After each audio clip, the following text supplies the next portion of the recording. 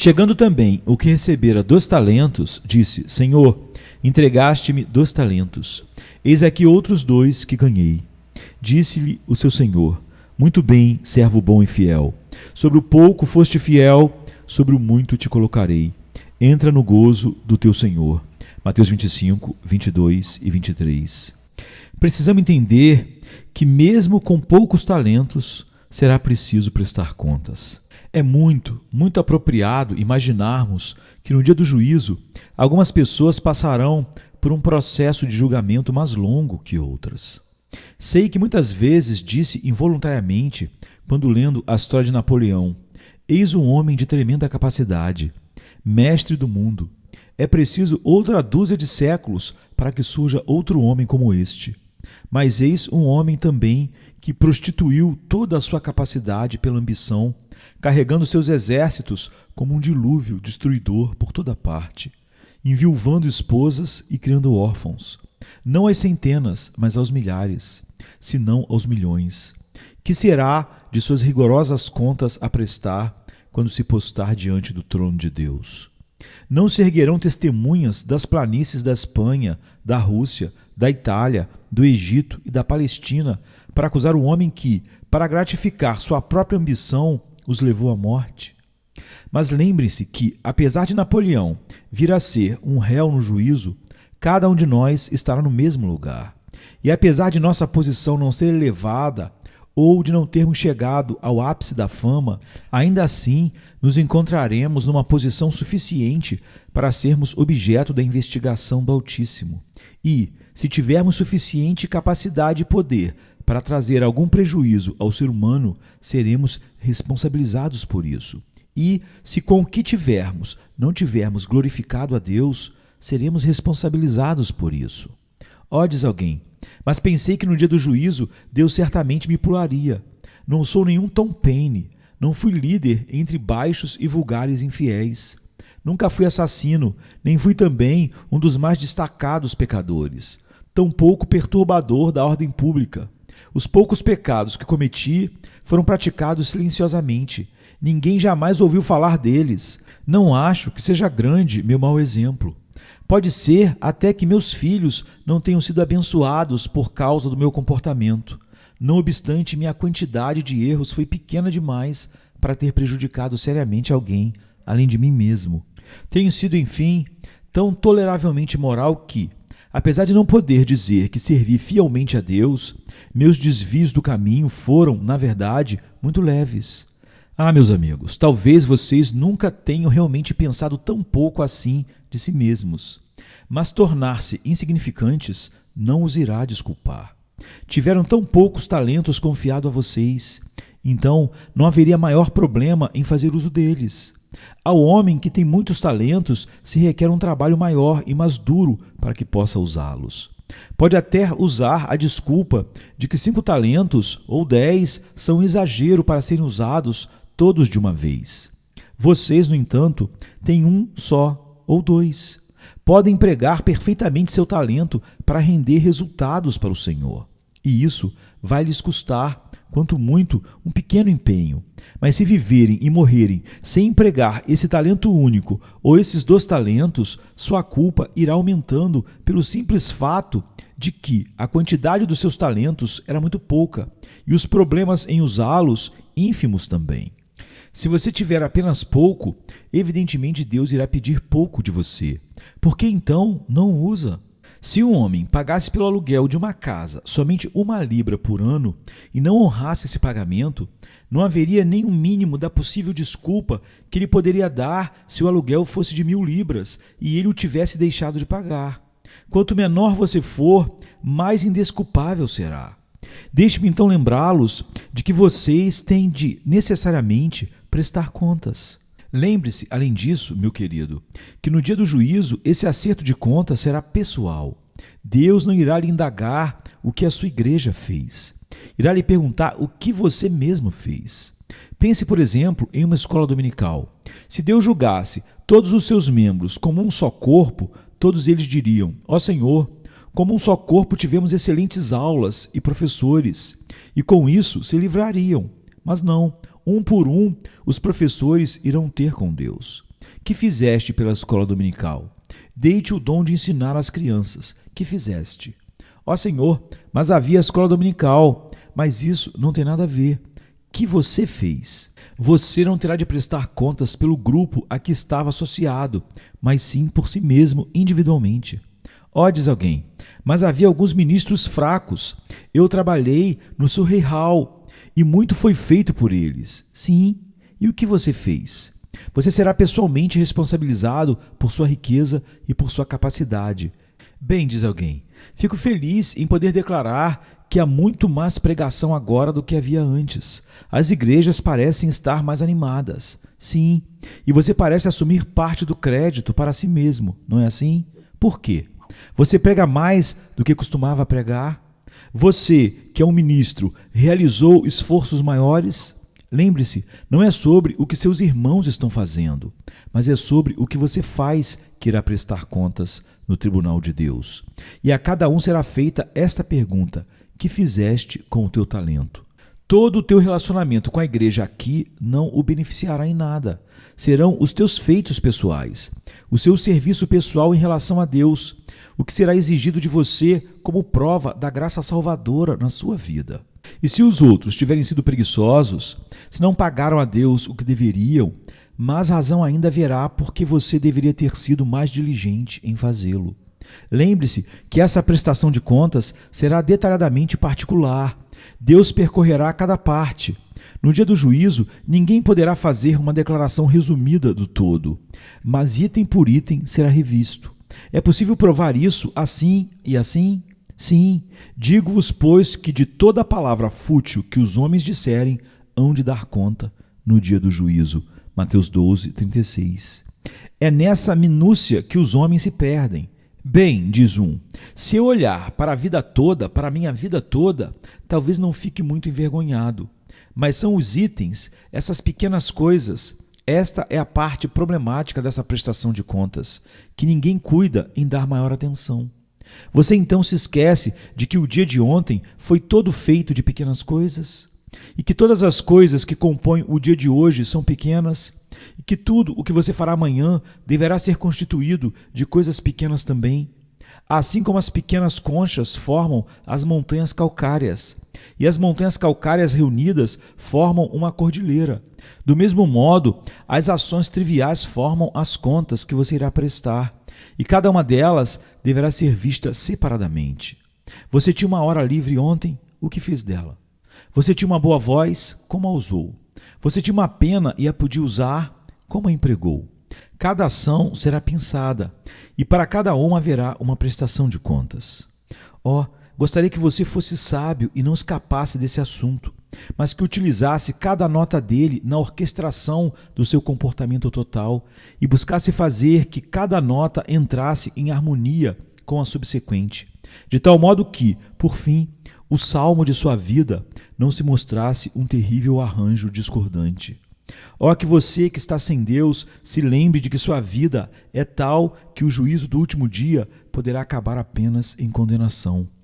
Mais ainda, essa conta será muito exata, e não haverá como evitar ou pular essas pequenas coisas. Mas foram apenas alguns pecadilhos e problemas muito pequenos, de fato, nunca fiz apropriadamente uma contagem de todos eles. Mas serão todos levados em conta. Quando Deus examinar detalhadamente nosso coração, não apenas verá as coisas grandes, mas também as pequenas. Será tudo revisado, desde os níqueis do pecado até os milhares de libras de injustiça. Tudo nos será apontado e a conta justa será feita. Tenhamos em mente, por último, que a conta será feita de modo inteiramente imparcial no dia do juízo. Que tudo será julgado sem levar em consideração posições ou situações. O príncipe será devidamente convocado para prestar contas sobre o uso dos seus talentos lado a lado com seus cortesões e servos. O mais poderoso imperador será réu no tribunal de Deus tanto quanto o mais pobre aldeão.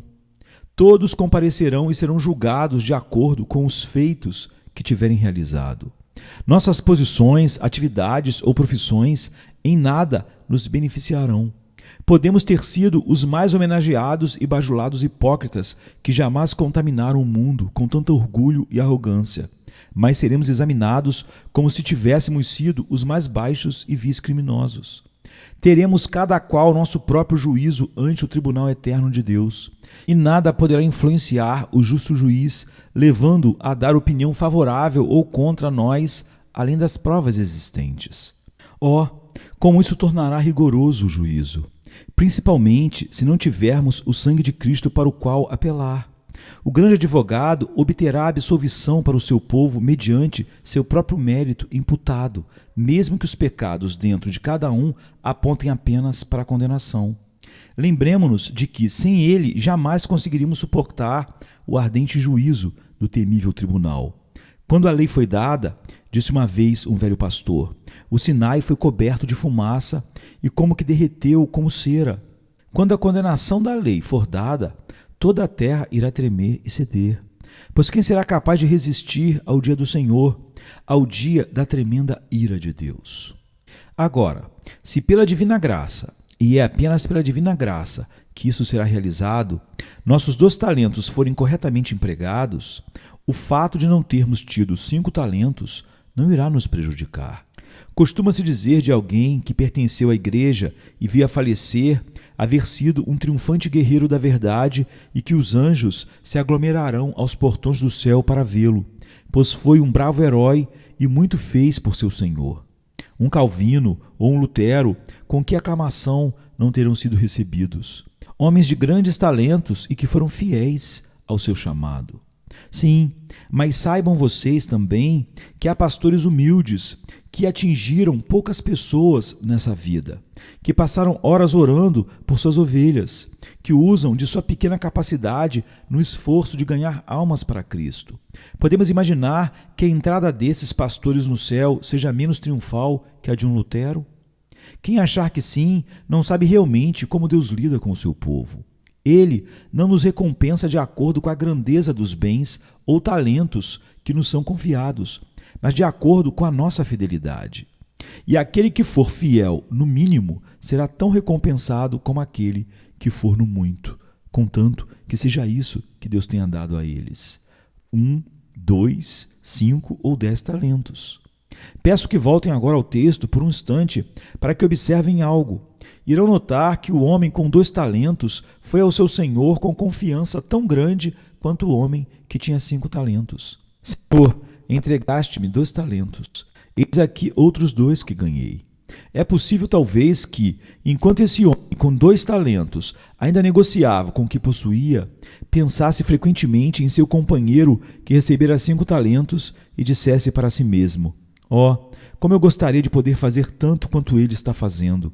Ele tem 5 talentos para trabalhar, e quanto de juros não obterá no próximo ano? Se eu pudesse fazer o mesmo. E é provável também que, enquanto cumpria fielmente seu dever, muitas vezes orasse: meu Senhor, dá-me mais capacidade e maior graça para te servir, pois por ti anseio poder fazer mais. E quando se sentava para reler seus registros, pensasse: esses registros não dizem muita coisa. Não há registros de passagem por 50 cidades. Não posso dizer, como Paulo, que viajei de terra em terra para pregar a verdade. Não, tive de permanecer nesta pequena localidade, lutando por este povo, e se angariei 10 ou 12 para a igreja, já terá sido bastante para mim. Ouvi dizer que fulano de tal foi um privilegiado, tendo conquistado 2 ou 3 centenas de almas em apenas um ano. Como gostaria de fazer isso! Certamente que quando eu for para o céu, terei de rastejar até a porta, enquanto ele, pela graça, será conduzido até lá, levando o seu rebanho consigo. Pare, detentor de tão pobre e pequena fé, pare. Seu mestre e senhor não irá lidar assim com você. Quando você for para o céu, sentirá tanta confiança pela graça com seus 2 talentos bem aproveitados quanto seu irmão, que tinha 5 ou 10. Pois quando chegar lá, estará na presença do seu doce Senhor e dirá: sou completo em Cristo. A justiça de Cristo me cobre da cabeça aos pés, e olhando para a minha vida passada, posso mais do que nunca dizer: santificado seja o teu nome. Foi pouco o que pude fazer, mas fiz tudo o que podia por ele, por Cristo. Sei que perdoará meus defeitos e meus erros, e jamais voltarei a me lembrar sem alegria do meu trabalho naquela localidade, pois foi ali que o Senhor me quis e me permitiu trabalhar e glorificar o seu nome. Ó, creio, este homem obterá recompensa ainda mais rica em sua consciência do que qualquer outro homem que haja sido o mais aplaudido em público, pois poderá dizer para si mesmo, ao haver depositado toda a sua confiança em Cristo: estou certo de que não fiz isso por mera fama, pois coraria de timidez até mesmo sem público. Ninguém jamais leu sobre meus feitos. O que fiz ficou entre mim e Deus, e posso prestar contas a Ele, dizendo: Senhor, fiz o que fiz por Ti, não para me honrar. Sim, amigos, devo lhes dizer que muitos sinceros evangelistas nesse nosso país trabalham muito mais duro do que qualquer um de nós e que, mesmo assim, recebem muito menos honrarias. Sim, poderia também apontar muitos missionários cuja labuta por Cristo está além de qualquer medida de louvor e nunca recebem recompensas. Pelo contrário, recebem desprezo e desrespeito. Você vê um desses pobres homens começar a agir assim que sai do seu local de adoração. Tem 3 horas ainda naquela tarde para empregar junto aos enfermos. Vejo segunda-feira de manhã, tem de ir de casa em casa, quase sempre com portas sendo batidas à sua cara, exposto à gentalha e a bêbados, por vezes zombado e ridicularizado, lidando com pessoas de muitos credos ou de nenhum credo. Segue trabalhando, tem uma pequena reunião à tarde, em que reúne um pequeno rebanho e busca pregar a eles, conseguindo de vez em quando alguém ser chamado por Deus através dele, um homem ou uma mulher, mas não recebe honraria por isso. Apenas leva esse convertido ao ministro e diz: Pastor, eis um bom homem, acho que o Senhor o chamou, o Senhor aceitaria batizá-lo e recebê-lo em sua igreja. O ministro recebe todo o crédito pelo feito, mas quanto ao missionário, pouco ou nada é dito dele.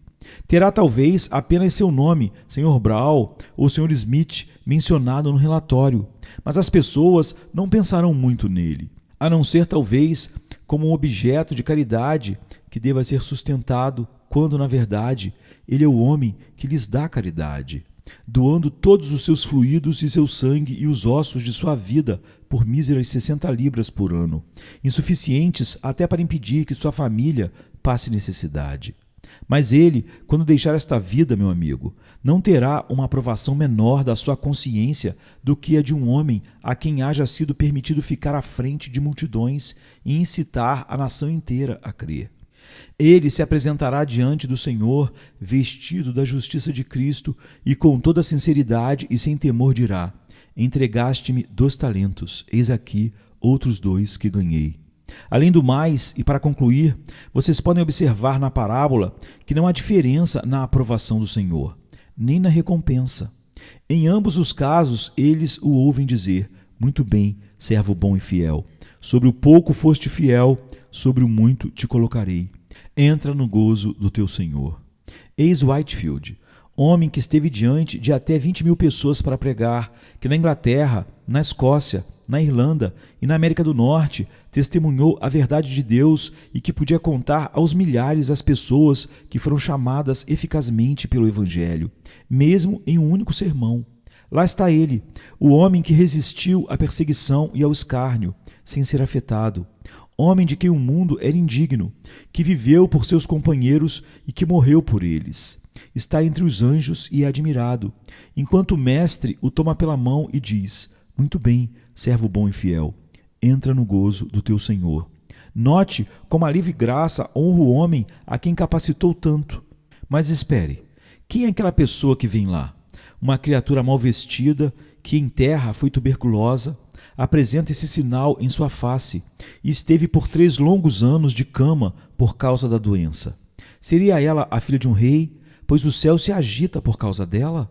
Não, foi uma pobre garota que tirava seu sustento da agulha e trabalhou até a morte, costurando, costurando e costurando, de manhã até a noite. Lá vem ela, foi prematuramente para o túmulo, mas agora vem, como uma espiga de trigo inteiramente amadurecida, para o céu. E seu mestre diz: muito bem, serva boa e fiel, sobre o pouco foste fiel, sobre muito te colocarei. Entra no gozo do teu Senhor. E ela vai ocupar seu lugar ao lado de Whitefield. Pergunte o que ela fez e descobrirá que vivia num sótão escondido em um beco escuro de Londres e que lá havia outra pobre garota a trabalhar e que, quando veio trabalhar com ela, era uma criatura alegre e volúvel, e que a garota tuberculosa lhe contou sobre Cristo, e que, quando a primeira se sentia bem, costumavam deixar aquele lugar de noite para ir a uma igreja juntas. Foi difícil no começo fazer que a outra garota fosse, mas ela se empenhou em convencê-la. E mesmo quando a garota se recusava, ela não desistia. Dizia: gostaria que você amasse o meu Salvador. E quando não a acompanhava, ela orava pela amiga. Mas, se estavam juntas, oravam juntas. E que, vez por outra, quando estavam costurando, ela costumava ler uma página da Bíblia em voz alta, pois a outra não sabia ler. Com muita emoção e lágrimas, ela procurava contar sobre o Salvador que a amava e que se havia dado por ela. Por fim, depois de muita insistência e muitas horas de triste decepção e muitas noites de insônia e oração, pôde ver a amiga professar seu amor a Cristo. Então, ficou mais doente e assim foi até que chegasse a um hospital onde viria a falecer. Quando no hospital, costumava ter com ela alguns folhetos que distribuía para aqueles que a visitavam. Procurava, sempre que podia, trazer as pessoas para junto de si e lhes dava um folheto. Logo que chegou ao hospital e ainda podia levantar da sua cama, costumava chegar ao leito de alguém que estava morrendo para falar de Cristo. Até que ficou muito doente e passou a pedir a uma pobre mulher do outro lado da enfermaria, que estava melhor do que ela, se poderia ler para ela um capítulo da Bíblia. Não queria, porém, que a outra lesse somente em seu benefício, mas achava que a própria leitora poderia ser tocada enquanto estivesse lendo a passagem para ela. Essa pobre garota, por fim, adormeceu em Cristo. E dele, de Cristo, a pobre pequena costureira que fora tuberculosa ouviu: muito bem. O que mais poderia um arcanjo ter dito? Ela fez o que pôde. Vejam, pois, a aprovação do Senhor, e sua última recompensa será igual para todos os homens que tiverem usado bem seus talentos. E se houver gradação na glória, não será distribuída de acordo com os talentos, mas de acordo com a fidelidade com que os empregamos. Todavia, quanto a haver gradação ou não, não sei. Uma coisa, no entanto, eu sei. Aquele que faz a vontade do seu Senhor, dele há de ouvir: muito bem, servo bom e fiel. Agora, queridos, apenas mais uma palavra. Eu lhes disse que há muitos que pregam o Evangelho continuamente. Poderia lhes trazer algumas cartas, escritas por pobres missionários, para que as lêssemos, mas acho que seria uma indelicadeza e não gostaria de fazê-lo. Todavia, quando fiz isso, em um ano anterior, a coleta para as missões foi 2 vezes maior, de modo que estou quase considerando quebrar a etiqueta a fim de poder ajudá-los. No entanto, quero categoricamente lhes revelar, neste momento, que, se há carência maior em algum lugar, está entre os ministros das igrejas na Inglaterra. E lamento lhes dizer que uma das causas é a falha do próprio povo. Somos tão parcos e mesquinhos no hábito de doar que há ministros nossos que até passam fome ou que não podem pagar as despesas do local onde proclamam a verdade de Deus. Acham que se Cristo disser futuramente muito bem para muitos desses pastores é porque ele tenciona que sua igreja passe necessidades hoje, quando recebem de 30 a 40 libras por ano. Mas, amigos, se Cristo vai dizer para eles muito bem, podemos perfeitamente antecipar o veredicto dele e dizer também muito bem ainda hoje, pela pregação comprometida com a verdade que tem saído dos lábios desses homens de Deus. Nossas almas não têm sido alimentadas através deles? Haverá algo mais importante que nossas almas? E haverá forma melhor de dizer muito bem do que tirando o jugo do boi que ara a terra e dando a esses ministros algo da sua própria colheita? Que Deus nos ajude para que suas necessidades sejam supridas. Há uma boa dúzia de pessoas que dependerão no próximo ano de que vocês doem este ano. Lembrem-se disso e ajudem liberalmente. Um gentil cavalheiro que sempre vem aqui me disse outro dia: pensei que não pudesse vir hoje, então adiantei minha contribuição para ser depositada pelo próprio ministro. Confiem que, se houver alguém na mesma situação, faça o mesmo. E não esqueça de contribuir com a proclamação da verdade aqui. Ela é sempre importante de coração para a minha igreja.